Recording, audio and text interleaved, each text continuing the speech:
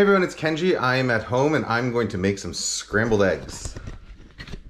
So this technique, I mean, scrambled eggs, simple, right? But it's also very easy to mess them up. You know, it's like they tend to overcook very easily if you're not really paying careful attention. You know, 15, 30 seconds too long in the pan and they're going to be nice and they're going to be all dry. And if you want them super tender and creamy, you got to sit there stirring them all the time over relatively low heat. So this technique is one that I was working on for my most recent New York Times column. And it incorporates a few things from various sources. All right. Well, I'm going to start with toasting some bread. So I'm going to put a little bit of water in a skillet. Okay, just a little bit. And then I'm going to take some of this water, probably about about a tablespoon of it, and put it in that bowl over there.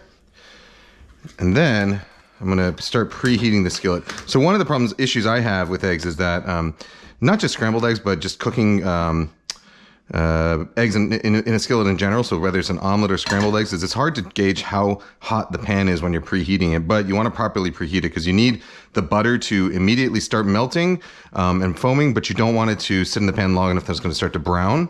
And so to achieve that, you kind of have to have it at just the right temperature. So what that water does is that it regulates the pan temperature. So water, boils at 212 degrees Fahrenheit, 100 degrees Celsius. So as this pan is heating up, as long as there's some water in it, it's going to be drawing energy away from that pan. And so you know that once the water is fully evaporated, the pan is basically going to be a little bit above the boiling temperature of water, which is kind of where you want that butter to be, because that's going to be the temperature at where it starts to foam, because the foam is caused by boiling water.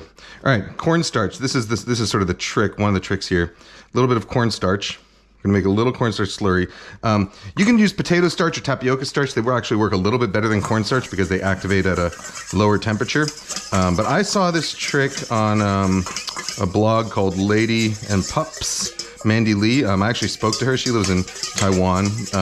She came up with this technique when she was making eggs for her sick dog, thinking that, oh, maybe it'll eat some cornstarch and eggs if I mix them up together into this kind of goo because it wasn't eating. And then she thought, oh, well, if I apply that to human eggs, how would it change the texture? And what it does is that, so as eggs cook, they have proteins in them that kind of tighten up into a matrix.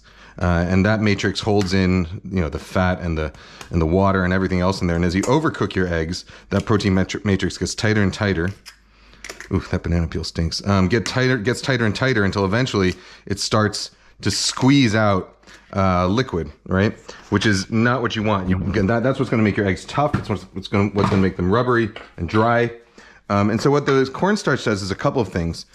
First of all, it will prevent the proteins from linking together as tightly, because it sort of acts like, if you imagine like here's a protein, they're trying to get together. It kind of acts as a bouncer, like blocking them, from coming together.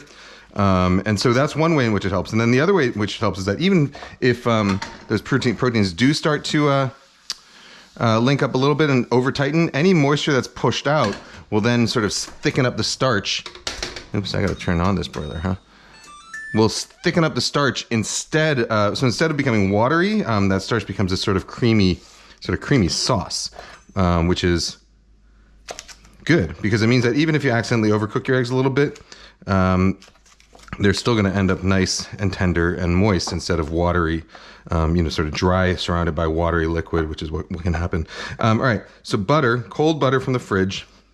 This is a technique I learned from my buddy Charles Kelsey, who has a sandwich shop in Brookline, Massachusetts called Cuddy's. What they do there, actually, he says he adapted this technique even further, where they actually just take the butter and blend it together with the eggs in a blender, and then cook that for their egg sandwiches. It's a sandwich shop; they're great. But what I do is I take the butter, cut into little cubes, and then whisk it right into the eggs. Well, in this case, beat it with a fork, but beat it right into the eggs. And what happens is that as the eggs cook, they create these sort of little localized pockets of cooler eggs, so that you get a really nice sort of textural contrast. So you get some sort of gently set curds, but then you also get this egg that stays a little bit cooler and mixes with the the butter to form like almost like a creamy, you know, a creamy sauce. So you get this really nice textural contrast in the eggs when you do it this way. It's a technique, originally Charles actually got it from Daniel Boulud, you know, French chef in New York, who I also talked to on the phone, who said he learned it as a young cook in Lyon in France. All right, let me check on my toast here, starting to look good. All right, so our water is almost evaporated. I'm just gonna swirl it around like that. And what you do wanna do is have oops, I'll pick that up later. Have a plate ready to go.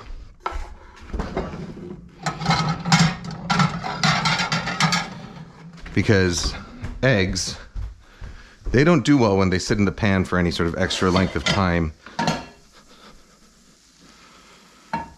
This is over sort of a medium, preheating it over sort of a medium-high heat. This is a very powerful burner, so it's set at 6 on my stove, but on a normal stove, that would probably be, you know, higher at like an 8, sort of a high to medium-high heat. And that's just a nonstick skillet. You don't have to use nonstick, but you can. All right, so in the eggs, I have 4 eggs, about a teaspoon and a half of cornstarch or so, a tablespoon of water, some salt, and some cubed butter. And now, some more butter in the pan. We can see it's immediately bubbling, which is good. That's what we want. Swirl it around just a coat. Oh, about salting the eggs, by the way, you might have heard that salting your eggs before they cook is going to make them toughen. This is not true. You can. I've tested this side by side numerous times. I've done blind taste tests. Salt, what it does is it'll actually break down some of those egg proteins so that as the eggs cook, they actually don't tighten as much. They stay more tender and in fact retain more moisture because they don't squeeze out as much moisture. So salt, if someone tells you that salt causes the eggs to tighten up or break down or whatever, they're right. It does cause them to break down, but no, it does not cause them to over tighten or become tough or anything like that. Quite the opposite. So salting your eggs before you cook them is actually a good idea. So you're gonna see as these cook, those little cubes of butter are gonna stay relatively solid at the start, even as the eggs start to set. And that's sort of what I'm looking for. You know, in my New York Times article, the title of it was something about the best scrambled eggs. And of course, you and I and everyone knows that there's no such thing as best. It's all a matter of personal taste. And I even wrote an entire children's book about that concept. My book, Every Night is Pizza Night, is about the idea that different people have different meanings for the word best and that best is contextual. So I apologize if I offended anyone with the title of that article. I don't think I even made that title myself. But anyhow, when I say best, what I mean is this is best for me at this particular point in time. All right, so there we are. The eggs are pretty much done.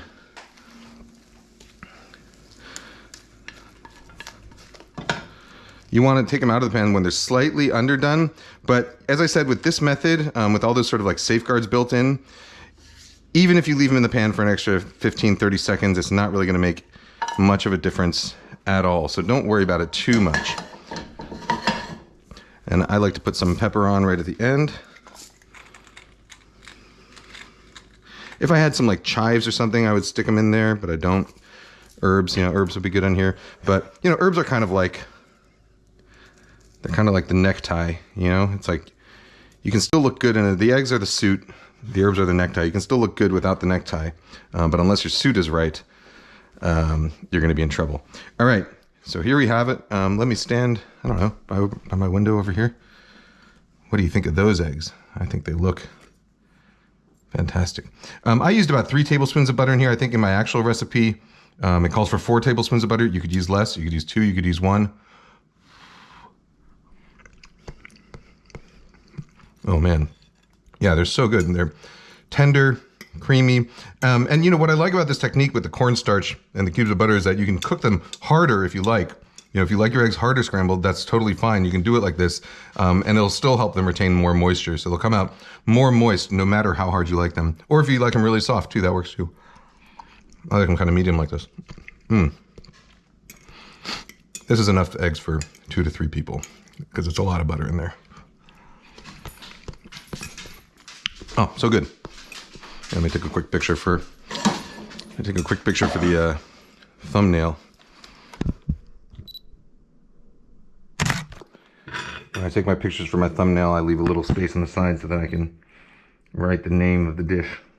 I think they look great. I think they taste great. Guys, gals, non-binary pals, I will see you next time. Bye-bye. Hey everyone, sorry, I also forgot to mention that this technique with the cornstarch in the eggs, you've probably also seen it over on Chinese Cooking Demystified, their channel. They have a recipe for Cantonese style scrambled eggs that uses a very similar, in fact, the cornstarch part is identical. And they sort of independently came up with that on their own, separate from Mandy from Lady and Pups. So anyhow, it's a technique that works. I wanted to make sure I gave the shout out to the people who've been doing it. Oh, and find that information all in the description below. And this time I'll really see you next time. Bye-bye.